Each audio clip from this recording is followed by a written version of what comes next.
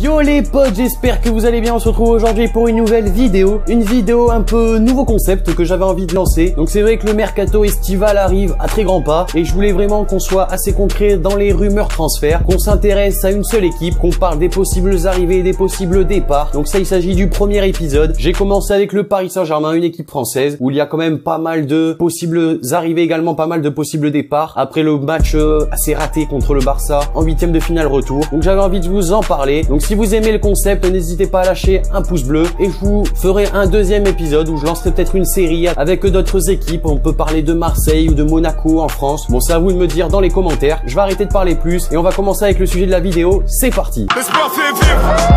Je suis pas du côté des victimes.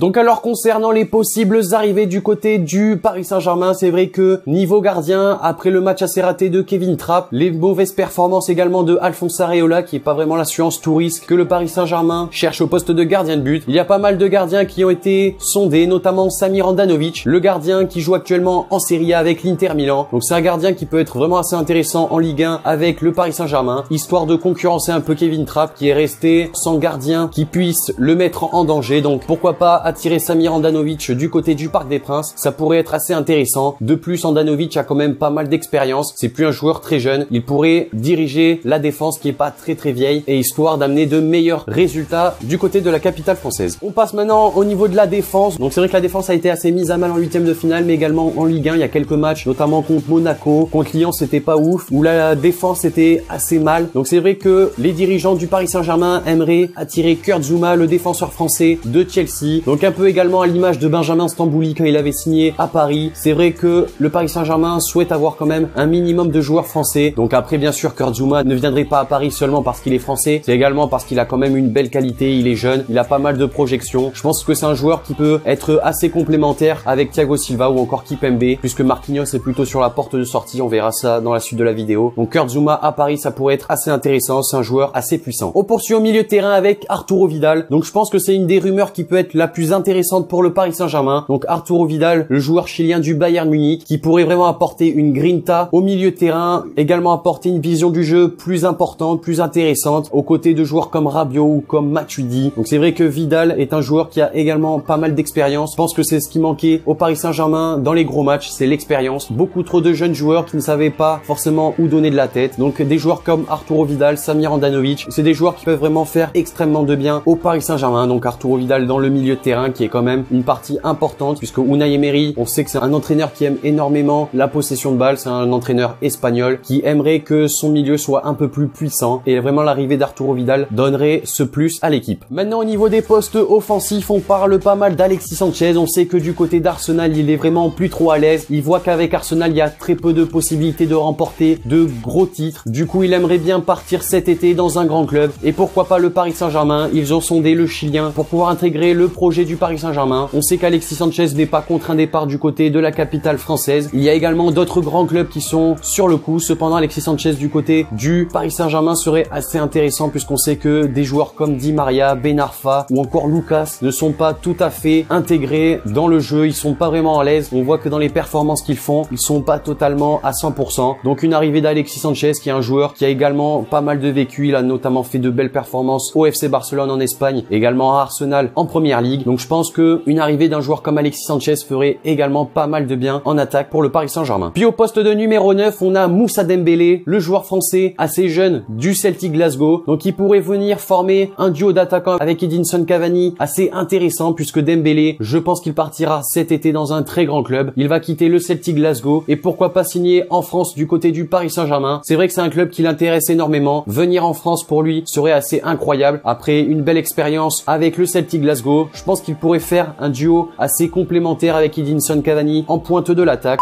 On passe maintenant à la partie départ. En effet, Serge Aurier, le latéral ivoirien, serait pisté par Manchester United. Donc c'est vrai que Serge Aurier n'est pas franchement beaucoup du goût de Unai Emery. C'est vrai qu'en début de saison, même pendant les matchs de pré-saison, Unai Emery l'aimait bien. Il a pas mal joué de matchs, notamment en défense centrale, un petit peu plus sur le poste de latéral droit. Mais depuis qu'il y a Thomas Meunier, il préfère le joueur belge au poste de latéral droit. En défense centrale, il a ce qu'il faut. Donc c'est vrai qu'il y a pas mal de matchs où il joue peu. Et depuis l'histoire également de l'entrée en jeu de Serge Aurier qui n'était pas prêt, un peu agacer Unai Emery et les dirigeants du Paris Saint-Germain. Il pourrait partir du côté de l'Angleterre avec Manchester United qui cherche un grand latéral droit. Je pense que Serge Aurier, c'est ce qu'il lui faudrait, quitter le Paris Saint-Germain et rejoindre un autre grand club qui est Manchester United. Donc pourquoi pas. On poursuit avec les rumeurs de départ et Marquinhos qui serait vraiment très proche de signer avec le FC Barcelone. Donc c'est vrai que Marquinhos a été pas mal critiqué durant les derniers matchs du Paris Saint-Germain et il serait vraiment intéressé de quitter le Paris Saint-Germain pour rejoindre le FC Barcelone qui lui fait vraiment les yeux doux et qui a montré qu'avec Samuel Umtiti, il faisait vraiment confiance aux jeunes défenseurs qui rejoignaient le Barça. Donc pourquoi pas voir Marquinhos au FC Barcelone. On sait que c'est un joueur quand même assez intéressant qui fait très peu de fautes et qui est basé énormément sur l'anticipation.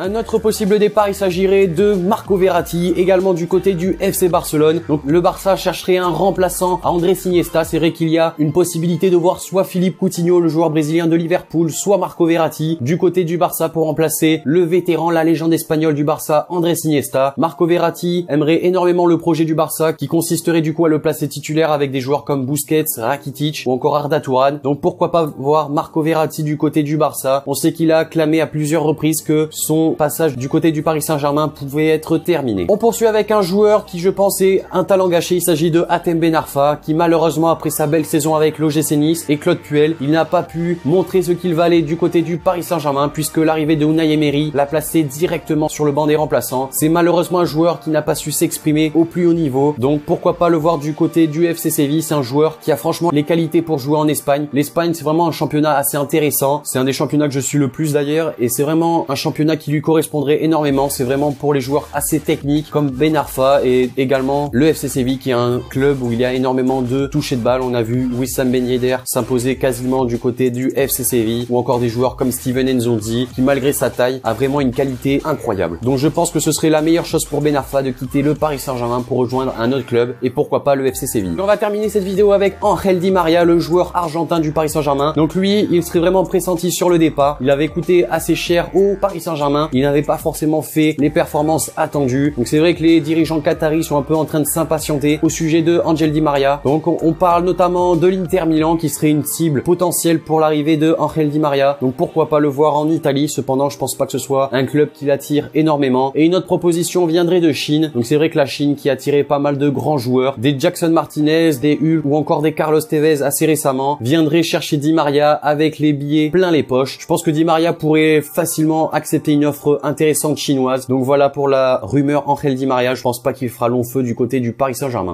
Donc voilà les amis, cette vidéo sur les cibles potentielles, donc le futur Paris Saint-Germain 2017-2018, les possibles arrivées, les possibles départs. Donc cette vidéo est maintenant terminée. N'hésitez surtout pas à lâcher votre pouce bleu histoire de me montrer si vous avez aimé ce nouveau concept, si vous voulez que je le fasse avec une autre équipe. N'hésitez également pas à me le dire dans les commentaires quelle équipe vous voulez que je fasse. Donc je prendrai le commentaire le plus liké. Donc n'hésitez pas à liker le commentaire qui vous a le plus plu. Ça sert à rien de marquer 10 000 fois Marseille ou 10 000 fois le Barça. Et sur ce les amis, moi je vous dis à la prochaine pour une nouvelle vidéo. C'était Spanox, allez salut tout le monde.